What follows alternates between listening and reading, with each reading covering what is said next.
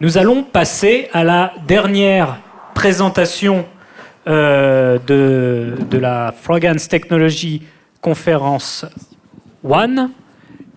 Et nous en avons un peu parlé. Alors on a mis beaucoup de pression sur tes épaules, Romuald, pendant la conférence. J'ai entendu beaucoup de... Romuald nous en parlera tout à l'heure. Romuald vous en dira plus. Romuald est mieux placé que moi pour le savoir. Alors, Romuald, la prochaine étape du projet, une période d'enregistrement prioritaire pour les titulaires de marque.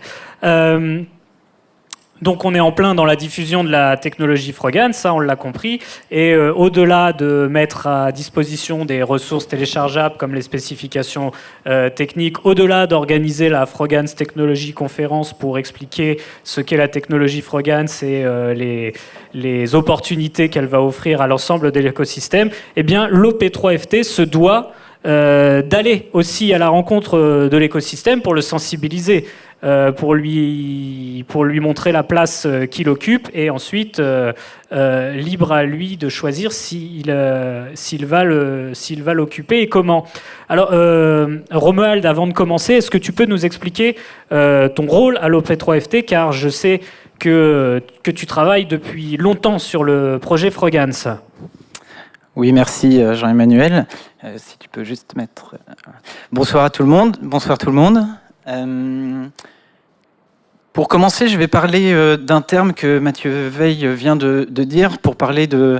D'ailleurs, je ne vais pas parler de rôle, mais davantage de mission, qui s'inscrit dans une mission de promotion. Je vais parler du terme aventure, que vous avez employé tout à l'heure, puisque la mission sur laquelle on travaille, je ne suis pas le seul à travailler, je pense que vous l'avez vu depuis 2 jours, il y a toute une équipe juridique, technique, et de nombreuses personnes qui travaillent autour de ce projet.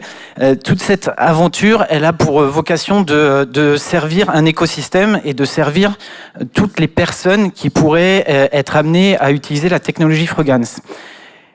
Cette aventure, elle est permise, en tout cas on peut la concevoir grâce au fait que la technologie Frogance, elle est diffusée sur la forme d'un standard ouvert de l'Internet, utilisable gratuitement par tous. C'est un terme qui est vraiment très important, puisque dans notre mission de promotion, nous n'avons pas une vocation commerciale. Nous devons vraiment être au service d'eux.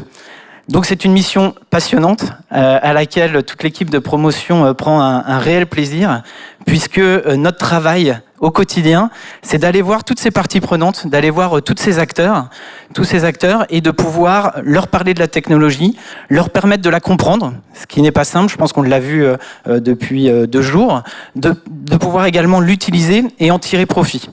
Donc notre mission, elle s'articule autour de ces 3 axes, qui est de faire comprendre, d'utiliser et de tirer profit de la technologie. Et c'est un métier passionnant pour plusieurs raisons. Tout simplement parce que les retours sont, on aura l'occasion d'en parler tout à l'heure, sont vraiment excellents. Ils sont excellents pour 2 raisons. La première, on en a eu un aperçu tout à l'heure, ils sont sur les usages. Lorsqu'on va voir des titulaires de marque, lorsqu'on va voir des développeurs, des designers, qu'on leur parle du site Frogance, du fait qu'ils peuvent prendre n'importe quelle forme, la forme d'un logo, la forme d'une bouteille d'eau, la forme d'un micro, la forme de... Eh ben, ça produit des tonnes et des tonnes d'idées. Donc, la puissance fournie par cette technologie de publication est vraiment très inspirante pour les gens qu'on rencontre. Le deuxième point qui est passionnant dans notre métier, c'est la force de l'adresse, et on aura l'occasion d'en reparler tout à l'heure. C'est également... un métier des plus intéressants, dans le sens où on arrive avec une innovation. Et arriver avec une innovation et en parler aux gens, c'est toujours un exercice certes difficile, mais très intéressant, parce que tout à chacun, on a des réactions très différentes face à l'innovation. Et si on reprend la présentation d'Alexis, je crois tout à l'heure, sur le petit pas à réaliser pour adapter la technologie à son métier, c'est réellement un petit pas, mais avec un potentiel exceptionnel. Si on prend l'exemple d'un designer, c'est un petit pas, puisqu'en fait, il va toujours faire son métier, c'est de proposer de la créativité, de proposer des usages. Donc son cœur de métier ne va pas changer. Par contre, il va avoir un nouvel outil qui va lui permettent de développer des potentiels de création énormes. Et ici, je crois, alors j'ai compté 2 fois, j'ai jamais trouvé le même nombre de cases, donc bon, si vous y arrivez ce soir, c'est parfait. Mais il y a plus de 60 métiers et secteurs représentés. Notre enjeu dans les semaines, et qui a commencé déjà il y a quelques mois, notre enjeu, c'est de faire comprendre à tous ces métiers ce qu'est la technologie Frogance et comment elles peuvent l'exploiter dans leur activité. Merci Romuald. Et donc, vu que je ne travaille absolument pas avec toi et que je ne connais absolument pas ton métier, je sais que tu essayes de rassembler tous ces gens dans une seule pièce et de leur parler d'un seul coup. Donc je me trompe, hein, évidemment, puisque rien que de les faire tenir sur le slide, ça n'a pas été évident. En fait, la diffusion de la technologie Frogance, c'est une diffusion progressive au fur et à mesure. Est-ce que tu peux nous parler justement de cette logique de diffusion de la technologie Frogance et comment justement tu vas à la rencontre des acteurs, puisque même si tu le voulais, tu ne pourrais pas aller voir tout le monde. Oui, alors effectivement, la diffusion est un enjeu crucial, puisque dans l'OP3FT, hein, dans les 3P, il y a l'enjeu de la promotion. C'est un sujet sur lequel l'OP3FT réfléchit depuis de nombreuses années. On est arrivé à plusieurs constats face à cette diffusion. Le premier constat, c'est qu'effectivement, une nouvelle couche de l'Internet, comme on a pu l'étudier hier, n'est pas chose fréquente. Donc nous avons très peu de référentiels pour savoir quelle est la bonne méthode pour justement réaliser une introduction réussie. Donc le travail qu'on réalise au quotidien, c'est pas de trouver la bonne méthode, c'est de trouver la meilleure méthode. Ça, c'est un premier point. Le deuxième point, c'est que face à une introduction d'un standard ouvert et qui représente de tels enjeux, il faut comprendre tous ces métiers.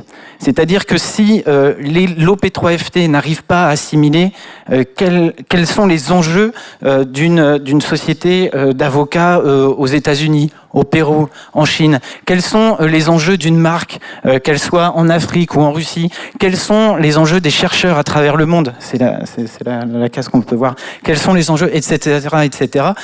On ne peut pas avoir un discours cohérent et répondre à leurs besoins.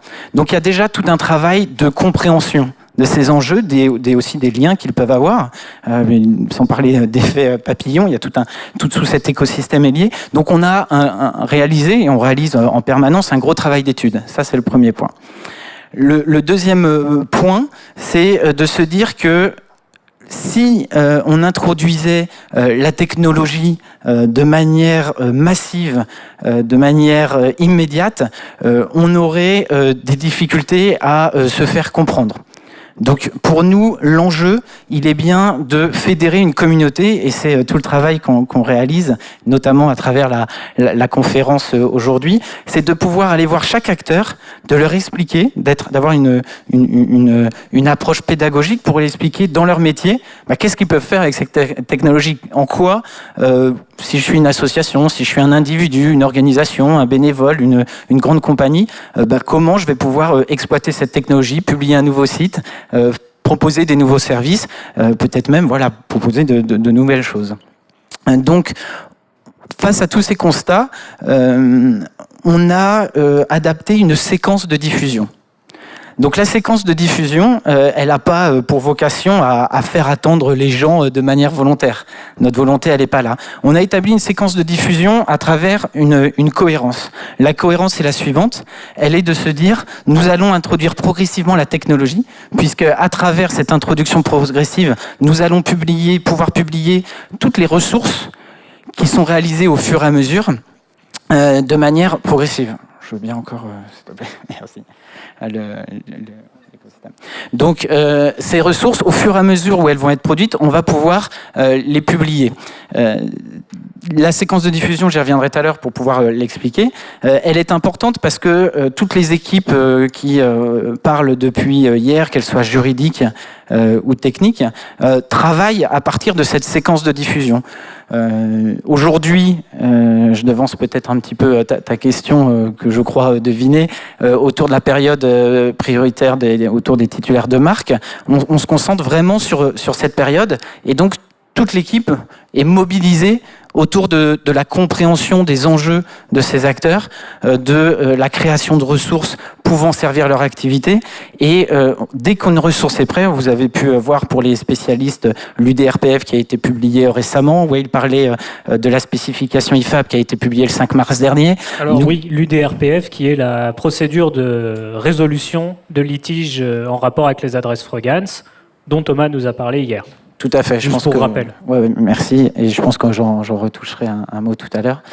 Donc voilà. Donc c'était vraiment pour. On a souvent la question quand on va présenter la technologie Frogans, ça sort quand, c'est prêt quand. La diffusion, elle a déjà commencé. Si vous allez sur les sites Frogans, vous trouvez énormément de choses. Vous trouvez énormément de documentation, qu'elle soit technique, juridique, promotionnelle, pour pouvoir appréhender le sujet. Et nous, on se tient à la disposition de l'ensemble des personnes qui veulent travailler sur ce projet pour les aider. Et nous allons continuer, au fur et à mesure de cette séquence de diffusion, à livrer les différents éléments. Merci. Donc tu parlais du site frogans.org, évidemment pas un site Frogans, puisque pour l'instant, on l'a dit, les sites Frogans ne sont pas résolvables. Alors, oui, en plus, tout ça, moi qui travaille tous les jours avec toi, c'est des ajustements. Toute cette, je sais que si tu vas voir des titulaires de marque, des associations, des firmes de conseils légaux, etc. Tu reviens avec des retours, on repart en R&D. C'est un peu comme la production des spécifications techniques. Finalement, on doit toujours s'adapter aux besoins des différentes cibles pour que la production soit réellement exploitable dans les temps où elle est mise à disposition, j'entends. Donc, je comprends bien que tu ne peux pas nous donner vraiment de date précise sur la mise à disposition de la technologie ni le séquencement des différents composants, mais est-ce que tu peux au moins nous donner les grandes étapes clés qui vont faire la diffusion de la technologie Frogans ? Oui, bien sûr. Alors pour rebondir sur ce que tu évoquais, effectivement, quand on va au contact des différentes parties prenantes et quand on fait ce travail de promotion, il y a 3 facteurs sur lesquels on doit toujours agir de manière permanente et sur lesquels les équipes sont tout le temps mobilisées. Le premier facteur, c'est le retour de la communauté. C'est le retour des utilisateurs face aux différents éléments qu'on peut leur proposer. Alexis parlait tout à l'heure des différents tests utilisateurs qui avaient été faits. Nous allons voir également en amont de chaque phase différentes parties prenantes représentatives de l'écosystème pour avoir le retour et adapter nos ressources en fonction de leur retour. Ça, c'est le premier élément. Le deuxième élément, c'est qu'on est dans un environnement qui change en permanence. Notamment sur le secteur de l'Internet, le programme des nouveaux GTLD qui est apparu en 2008, il a fallu s'adapter. Il a fallu adapter notre manière de présenter, notre manière d'être pédagogique auprès des différents acteurs en fonction de l'arrivée de ces nouveaux GTLD. Nous avons également, l'arrivée de ces nouveaux GTLD nous a permis également d'apporter une couche de sécurité plus supplémentaire. Donc le troisième élément qui est l'adaptation continue, l'innovation permanente de nos équipes en matière de production, elle doit également être prise en compte dans notre diffusion. Donc ce sont vraiment 3 facteurs importants. Un exemple très concret, et ça va me permettre de faire une transition sur les séquences de diffusion, un exemple très concret est sur la période prioritaire des titulaires de marque. Nous savons, en tout cas nous croyons, en tout cas nous pensons, que le succès de la technologie Frogans passera par les usages, passera notamment par les utilisateurs finaux et par les éditeurs de sites qui vont pouvoir bénéficier de ce nouveau canal de communication pour proposer des nouveaux services et des nouveaux usages. Ça, toute l'équipe en est intimement persuadée. Le réflexe premier serait de dire, effectivement, puisque le succès de la technologie repose sur ses utilisateurs finaux et sur ses usages, fournissons en premier Frogans Player et le FSDL. c'est le réflexe que tout à chacun pourrait avoir. Néanmoins, quand on étudie l'histoire de l'Internet, quand on étudie les différents succès et échecs des technologies à travers le monde, on se rend compte que ce réflexe n'est pas forcément le bon, ou en tout cas, il peut être mis en cause. Notamment, et dans le cadre de l'introduction d'un standard ouvert, on se rend compte que le fait d'avoir un environnement juridique stable, d'avoir des conditions d'utilisation pérennes, d'être également structuré en organisation à but non lucratif, sont des garants et sont facteurs de succès et de confiance pour la communauté. Aujourd'hui, un développeur, je prends cet exemple, mais toute entreprise, personne morale normalement constituée, avant de se lancer dans une technologie, elle va valider certains points. Elle va valider, est-ce que le projet est sérieux? Est-ce que les ressources que je fais mises à disposition sont stables? Est-ce que mon environnement juridique est protecteur? Et donc, ce sont ces retours au contact depuis des années avec l'ensemble de la communauté qui nous ont fait prendre des décisions clés qui aident de vraiment établir un socle, un environnement juridique, des bases solides qui vont permettre ce développement a posteriori. L'exemple, le dernier exemple en date est sur la période prioritaire des titulaires de marque. Puisqu'on parle de séquence de diffusion, nous avons décidé de attaquer la séquence diffusion par ce petit carré, sur plus de 60 métiers. C'est somme toute assez important de dédier notre première séquence de diffusion sur cette catégorie d'utilisateurs de la technologie. Pourquoi nous avons fait ce choix ? Il y a plusieurs raisons. La première, c'est l'équipe de vigilance, et notamment Jérôme qui a pu parler hier, qui nous a fait remonter l'histoire de l'Internet et qui a pu nous expliquer l'histoire intime que peut avoir une marque avec Internet. À titre de rappel, le web a été créé en 89 et la fameuse procédure UDRP, qui permet à une marque de pouvoir avoir un recours pour avoir une procédure de résolution de litige, est apparue en 99, 10 ans après. Les extensions, les nouvelles extensions a été, je crois qu'il y a des experts dans la salle, mais de mémoire c'était 2002, et après on a eu le programme des nouvelles extensions en 2008. Et il y a une histoire vraiment particulière entre les marques. Et on sait très bien que si nous n'attachons pas une importance et que si nous anticipons pas les retours de ces marques, nous pourrions à terme effectivement passer à côté d'un des acteurs de l'écosystème. Or, notre mission d'intérêt général nous oblige à prendre en compte l'ensemble des acteurs. De surcroît, nous savons également que lorsque nous introduisons des nouveaux identifiants sur l'Internet, nous pouvons potentiellement introduire des biais, et il est indispensable et impensable que l'OP3FT ne prenne pas en compte ces potentielles problématiques et ne mette pas en place des outils adéquats pour permettre aux parties prenantes d'anticiper l'introduction de cette technologie. Merci Romuald, et on parlait de biais. C'est vrai que le programme des nouveaux GTLD a par exemple beaucoup compliqué la communication, puisque rien que moi je suis l'exemple parfait de, sans mêler les pinceaux, entre un nom de domaine en .frogans et une adresse frogans, et on imagine que quand tu vas voir des titulaires de marque qui n'ont que parfois peu de temps à t'accorder, ou du temps en tout cas très précieux, l'effort pédagogique est toujours important, puisque tu travailles dans l'intérêt général. Je te propose de nous parler sans plus attendre de la période de cette période dont on a parlé, la période de réservation prioritaire réservée aux titulaires de marque. Alors juste en attendant que la slide arrive, elle est déjà arrivée, la confusion entre les nouveaux GTLD et les adresses frogans, la réponse est oui et non. Oui, ça rajoute une complexité parce qu'on arrive justement dans un environnement changeant où les différentes marques et les différents parties prenantes de l'écosystème juridique travaillent énormément sur ce sujet, font également un travail pédagogique très important.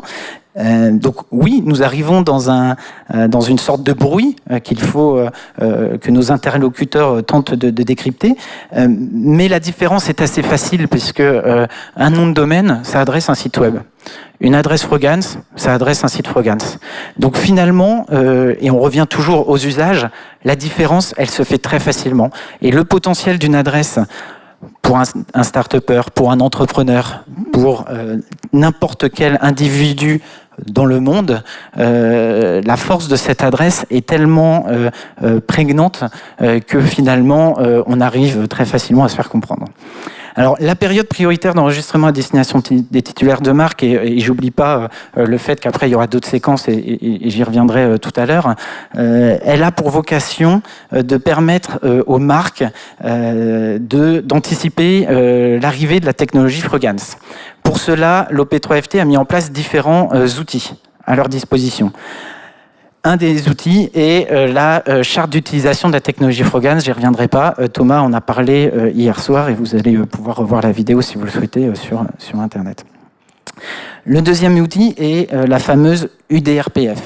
Donc Thomas en a également parlé hier, et c'est la possibilité pour une marque, en cas de litige, d'avoir un moyen de faire une résolution.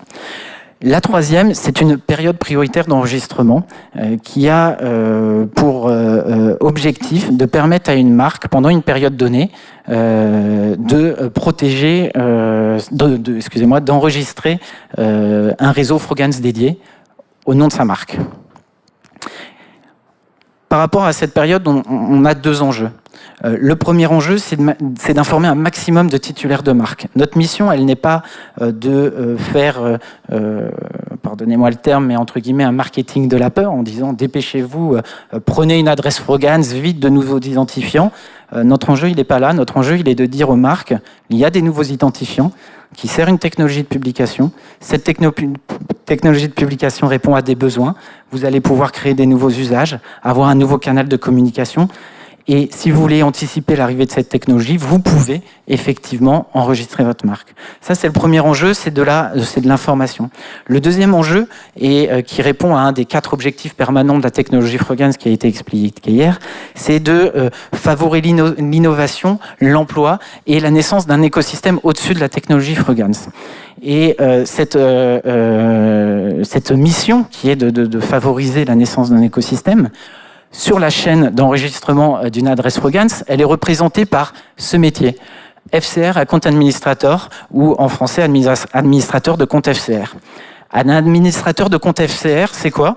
Eh ben, c'est un individu ou une société qui, à un moment donné, décide de se positionner sur la technologie Frogance dans la chaîne d'enregistrement d'une adresse Frogance et de se dire, je veux proposer pour mes clients, pour les tiers, le fait de pouvoir enregistrer à son nom une adresse Frogance.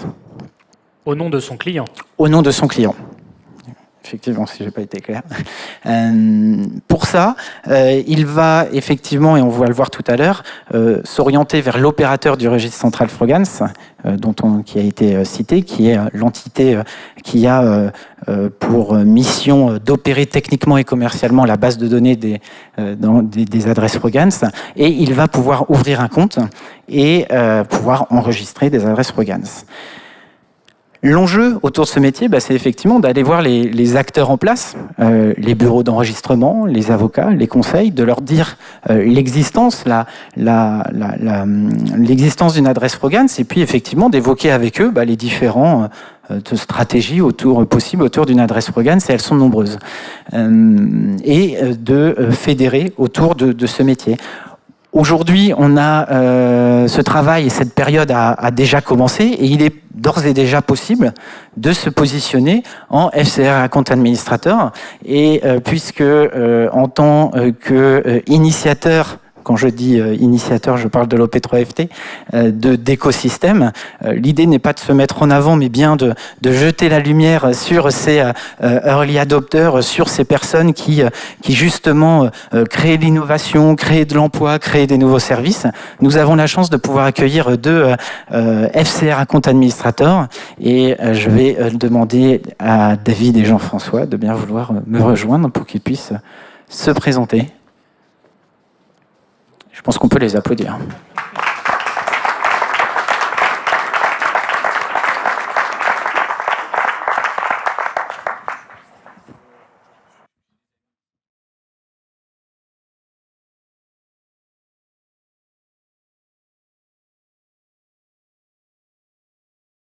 Et Camille, si tu peux mettre la slide pour qu'on puisse les identifier clairement. Je vais commencer par David. David, tu connais bien le projet Frogance, puisque tu travailles et tu suis ce projet depuis quelques années. Ma question va s'orienter en deux temps. J'aimerais dans un premier temps que tu puisses te présenter ton activité et de savoir pourquoi, dans le cadre justement de cette introduction de la technologie et dans cette nouvelle chaîne d'enregistrement d'adresses Frogance, tu as décidé de positionner ton cabinet sur ce métier de FCR Account Administrator. Je vais commencer un peu, j'allais dire, différemment des autres. Je ne vais pas me présenter, mais simplement reprendre le nom du cabinet. Wit, qui vient de l'anglais pour le côté witty, malin, intuitif, et TIC pour technologie de l'information et de la communication. Donc on n'a rien inventé. Le cabinet a été créé un petit peu avant le Frogance. Et pour les avoir suivis, il était logique qu'on aille dans cette idée-là. Maintenant, en ce qui me concerne plus particulièrement et le cabinet, je suis intoxiqué à l'Internet depuis 20 ans. Je te remercie Jean-François de m'avoir obligé à refaire le calcul. Je suis aussi spécialiste en droit de la propriété industrielle, donc tout ce qui va concerner les marques, et le droit du 1 et du 0, qui est bien plus simple à comprendre. Au sein du cabinet, je dirige le département dédié essentiellement à tout ce qui est l'Internet, pour ne pas dire le web, parce que ce serait un gros mot.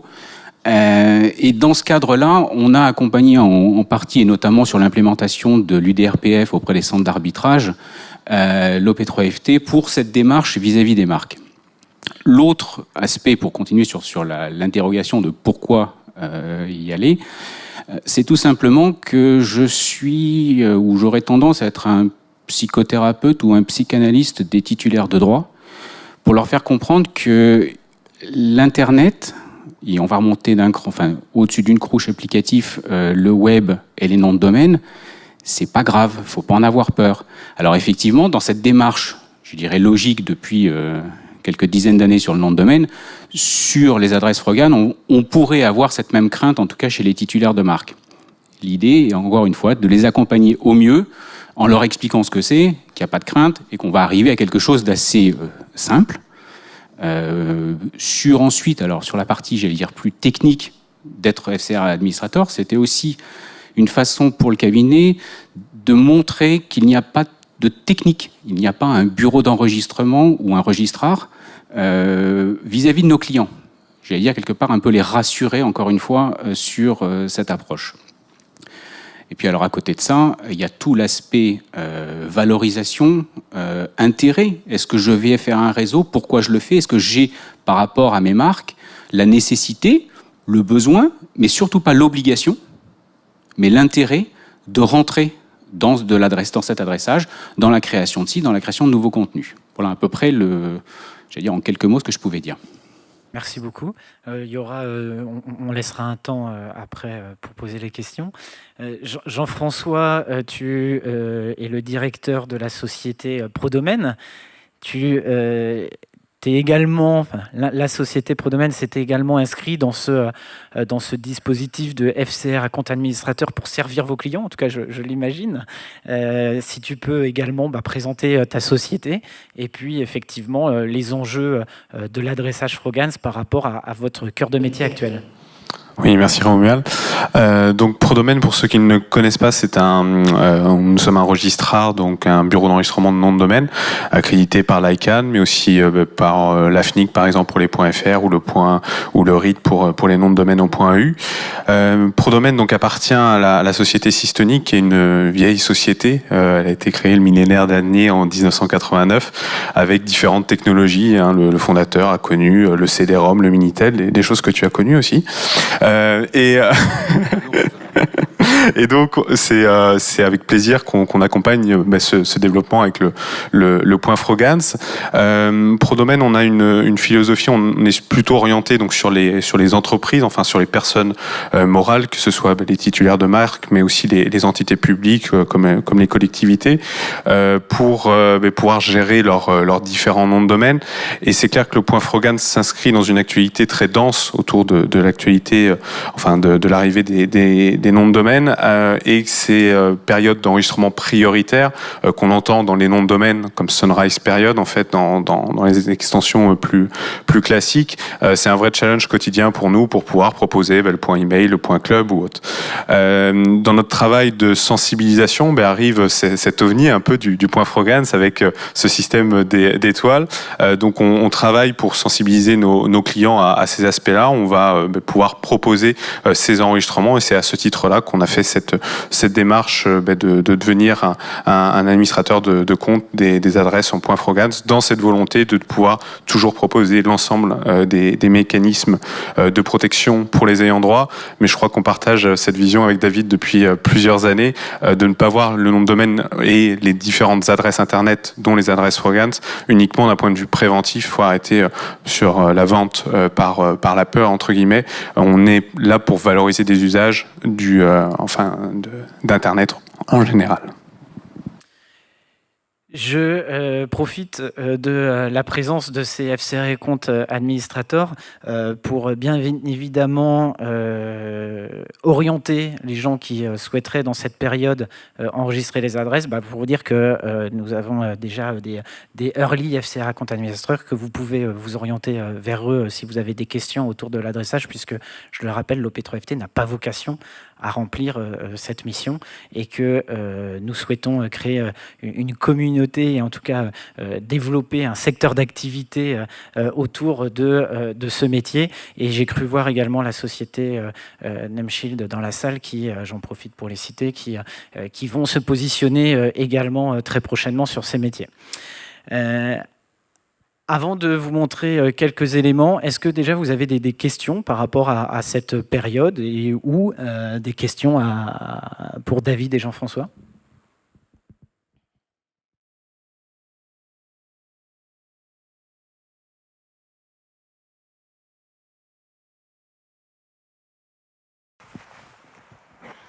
Bonjour, de nouveau Aurélien Probst de l'OP3FT. Je voulais savoir si je ne sais pas si ce sont des clients, des gens que vous conseillez, quelle est la relation que vous avez avec les gens à qui vous vendez des adresses, que ce soit des adresses web ou des adresses Frogance dans les semaines à venir. Comment vous les abordez et comment vous les démarchez, s'il y a un certain démarchage par rapport à ça. Je ne sais pas comment ça se passe. Est-ce que c'est eux qui viennent vers vous? Est-ce que c'est vous qui leur présentez un petit peu? Est-ce que vous avez un rôle d'ambassadeur, comme on a pu le voir un petit peu avec un autre intervenant un peu plus tôt? Alors, en ce qui concerne les clients, j'ai de bonnes relations avec eux. Déjà, pour commencer. Ce qui est rare. Je suis le prince consort, pas ambassadeur. Nos clients, alors, il faut bien voir que notre profession, celle de l'avocat est un peu compliquée. Le démarchage n'est pas vraiment ce qu'on a le droit de faire directement ou indirectement, malgré les assouplissements. Le client ils viendront pas nous voir. Parce que par définition, je crois qu'on fait plus peur qu'un Frogance. Donc on va aller les voir. On va essayer de leur expliquer, leur dire simplement, est-ce qu'ils en ont besoin? Alors effectivement, il y a certains clients à qui, je ne vais pas dire que c'est pas la peine d'en parler, mais on va juste l'aborder. Soit ça fait tilt, soit ça fait pas tilt. En revanche, il y en a d'autres pour lesquels je suis convaincu qu'il y a un intérêt pour eux, et auquel cas je vais leur, non pas démontrer, mais expliquer, dérouler l'intérêt, le pourquoi, parce qu'il y a peut-être des choses. Alors, je suis loin d'être si, peut-être que j'innove en fait. Je vais leur suggérer quelque chose que je verrai moi bien en tant qu'utilisateur lambda. Je me dis, moi je verrais bien un Frogance sur telle chose ou telle autre. Parce que moi l'application, elle est juste rébarbative. Et puis en fait, au final, je vais sur un site internet à partir d'un PC ou d'un Mac, peu importe, pour me connecter, obtenir une réservation de quelque chose et ensuite utiliser mon terminal mobile pour avoir le ticket électronique. Parce que l'application, elle est juste insupportable.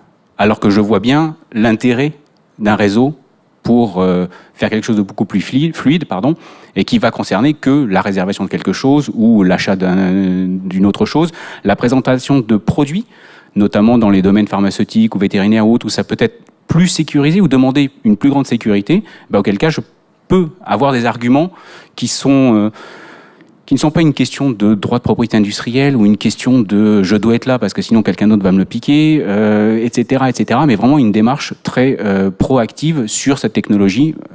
Alors moi j'ai aucune action nulle part, hein, mais j'attends, je suis fan là. J'ai qu'un proto sur le mien. Alors de notre côté, en tant que bureau d'enregistrement, alors il y a eu par rapport au programme des New GTLD, des gens qui sont assez naturellement venus nous voir pour avoir leur propre extension. Donc ça a pu être des collectivités. On a pu accompagner par exemple la région Aquitaine pour avoir le point Aquitaine. On a pu avoir Leclerc qui a demandé à avoir le point Leclerc. Sur les noms de domaine de façon plus générale, il y a des gens qui viennent naturellement. Il y a une des toutes premières extensions qui est sortie, c'était le point bike.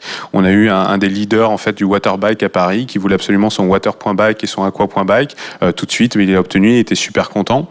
Il y a des demandes naturelles qui existent. On a un bureau en Bretagne et les gens veulent tous leur point BZH.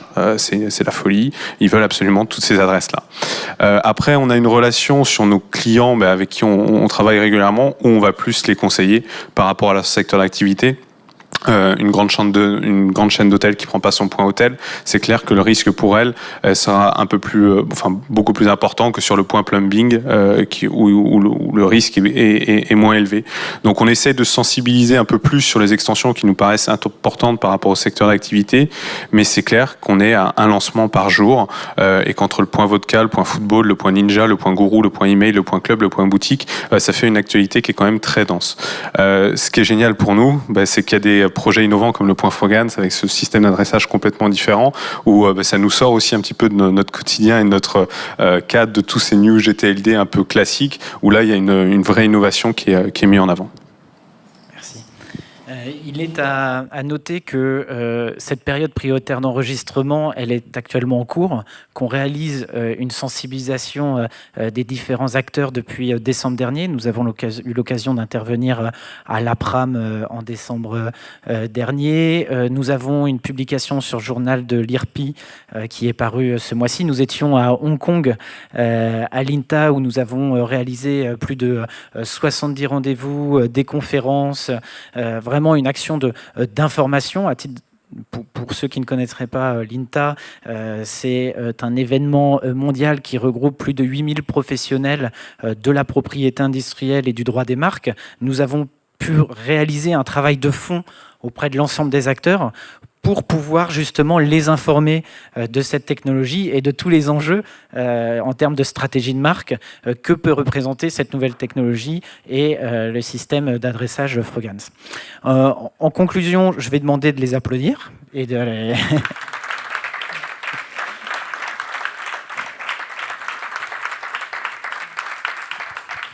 Et malheureusement, je crois qu'on va être pris par le temps, mais je vais montrer très brièvement ce qu'on demande au Early FCR Account Administrator de bêta-tester dans les jours à venir pour que ça puisse être accessible à l'ensemble de la communauté et qu'on puisse optimiser le système dans les semaines à venir pour pouvoir le proposer à tout le monde.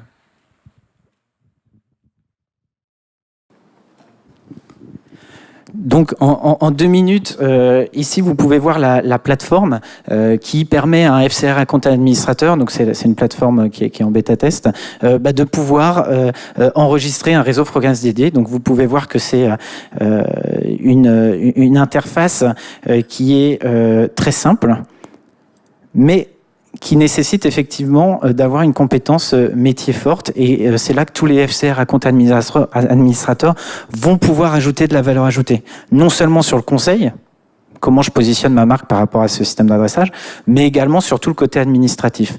Donc vous voyez là par exemple, j'ai pu lancer une procédure pour enregistrer un Frogans Network, et la procédure est très très simple.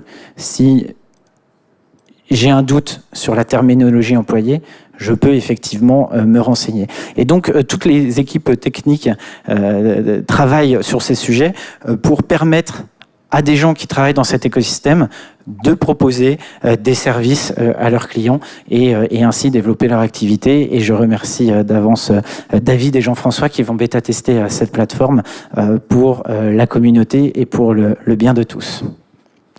Et je vous remercie. Merci Romuald.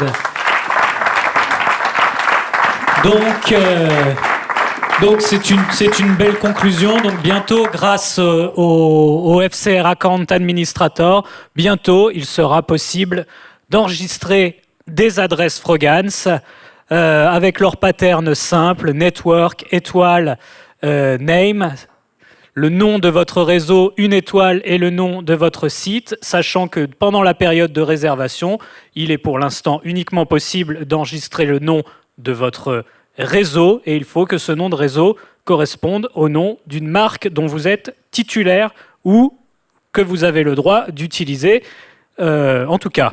Sinon, UDRPF.